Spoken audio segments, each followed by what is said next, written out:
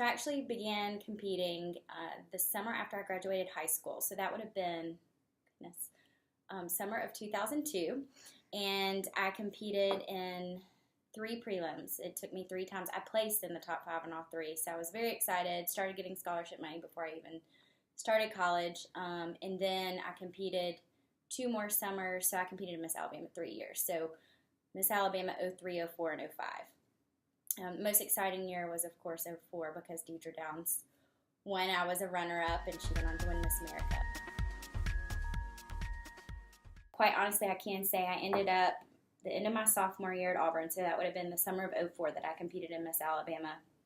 Because I placed in the top 5, my university so supportive of the Miss America organization that they awarded anyone that was a student at Auburn University full tuition. And so when I got my bursar statement, I was like, I have all this extra thousands of dollars. So I can say that I had 2 full years of tuition, in-state tuition for Auburn University. In addition, I did 3 prelims before I won my first year, 2 the next year, and 2 the next year. So if that gives you any indication.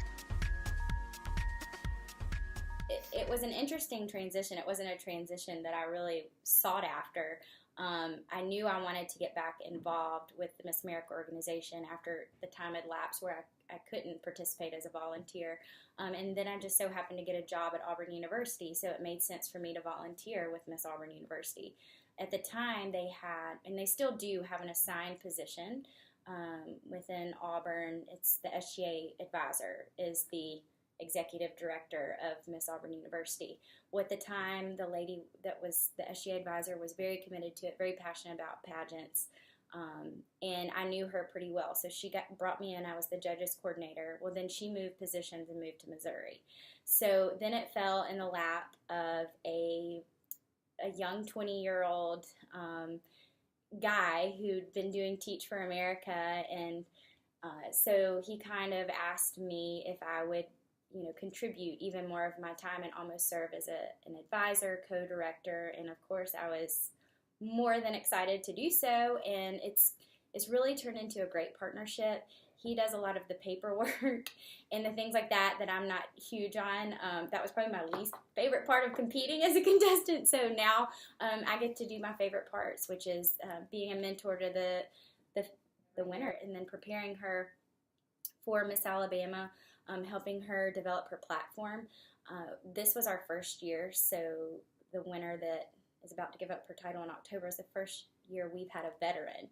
So for the past 5 years, I can think of off the top of my head, I had a new girl that had never competed at the state level. So we were starting from scratch. And so having been a contestant before really helped me know the process, whereas just that SGA advisor had no clue what Miss America, the process of what happens behind the scenes and not just on stage.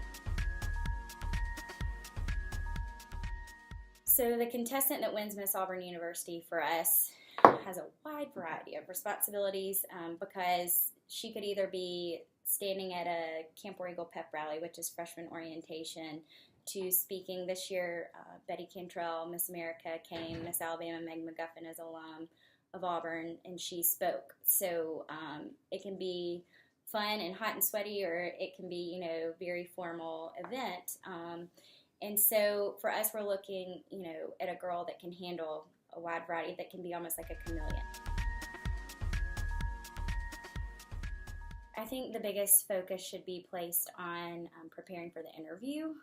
Quite honestly, my mom still says today to people that are interested in competing, they're like, the best money I ever spent was helping my daughter prepare for interview. I don't think I'd have the job and sitting in this office I have now without that preparation and the ability to learn how to prep for an interview, the ability to execute that in an interview and learn from your mistakes, grow, that whole process. I mean, not everyone can do that on their own. So for me, that's key.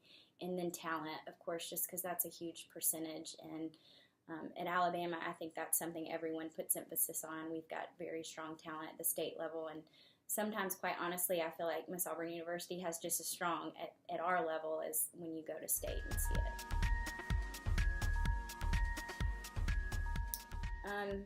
I think being a good local title holder or representative at the national level, I mean, to me, they need to have the same qualities because they're going to translate. You just probably need to have them even stronger at the higher level you go. But I think passion, for one, is what I care about most, because I think that drives everything else. That drives ambition. That drives their work ethic. That drives their desire and want to learn. And if they're passionate about their platform, that's going to come across. If they're passionate about their talent, they're going to work hard at it because they're going to want to get on stage and have people enjoy it. So that's something important to me. I think someone being genuine and likable and relatable, I think, and that's not something necessarily you can learn.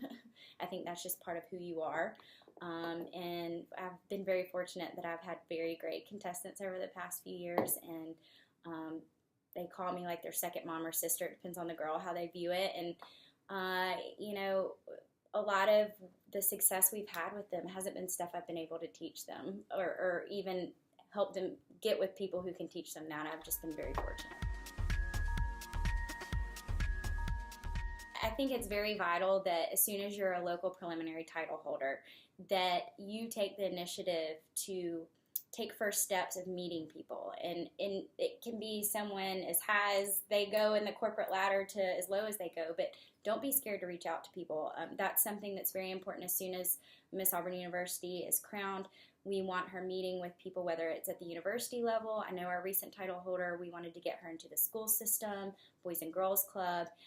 So use that title to reach out to them, because I always say, like, always give someone the opportunity to tell you no.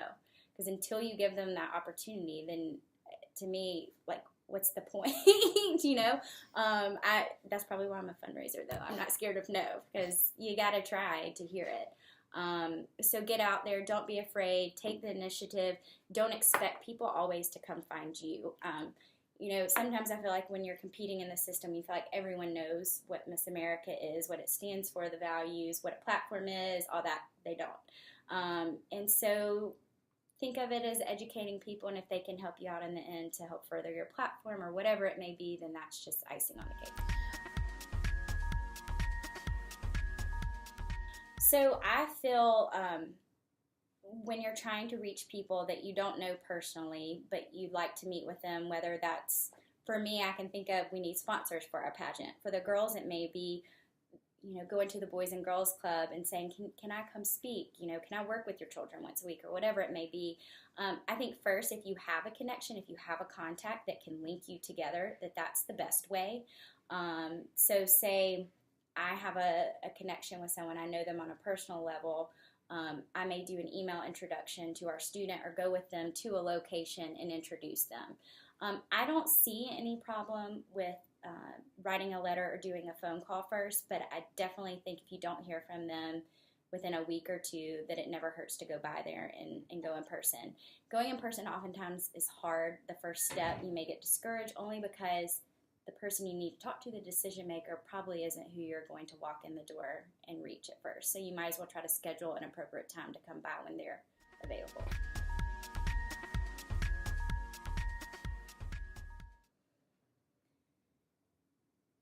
So an important thing that I learned from competing in pageants, and I probably can preach it better now than I could when I was actually competing, is to not let people say influence what I think about myself, and to only really worry about me being my best self, and not trying to be anything that anyone else wants me to be.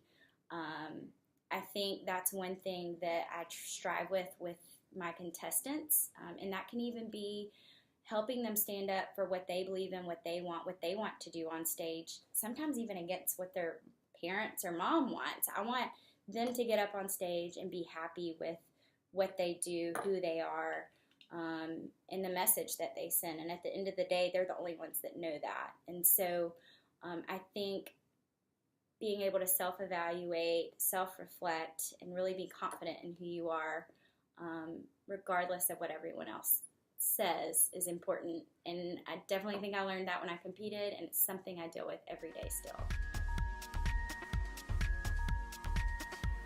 I hope you have a great rest of your August, and good luck in your upcoming local competition. War Eagle!